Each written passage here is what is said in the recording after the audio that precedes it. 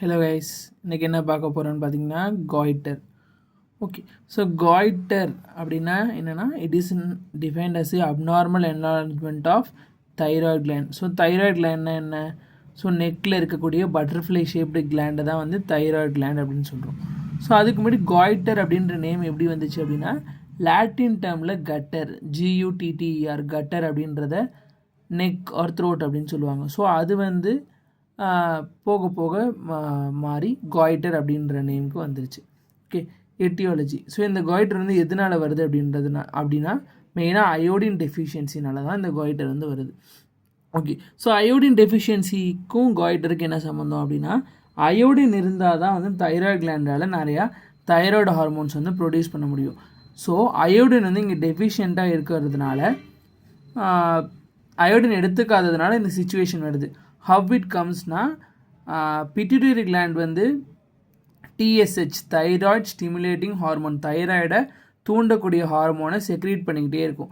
So அப்படி secrete பண்ண ஆரம்பிச்சிட்டு இருக்கும்போது இங்கே தைராய்டு கிளாண்டில் அயோடின் இருந்துச்சுன்னா மட்டும்தான் அதை அப்சர்வ் பண்ணி T3, T4 ஹார்மோன்ஸ்லாம் ப்ரொடியூஸ் பண்ண முடியும்.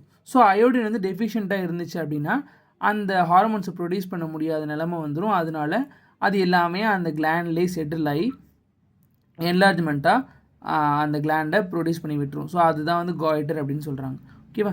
ஸோ இதை வந்து சைஸ் அண்ட் என்லார்ஜ்மெண்ட் அதை பேஸ் பண்ணி எப்படிலாம் கிளாஸிஃபை பண்ணுறாங்கன்னா, சிம்பிள் காய்டர். ஸோ சிம்பிளாக வந்து என்டையர் தைராய்டு கிளாண்டுமே வந்து ஸ்வெல்லிங் ஆயிடுச்சுன்னா அது வந்து சிம்பிள் காய்டர் அப்படின்னு சொல்கிறாங்க. Next nodular goitre. ஸோ நாட்யூல்ஸ்னால் என்ன அப்படின்னா முடிச்சுகள்னு சொல்லுவாங்க தமிழில். ஸோ அந்த மாதிரி சின்ன சின்ன லம்ப்ஸ், அதாவது சின்ன சின்ன முடிச்சுகள், சின்ன சின்ன வீக்கங்கள் மாதிரி இருந்துச்சுன்னா அது வந்து நாட்யூல்ஸ்னு சொல்கிறாங்க.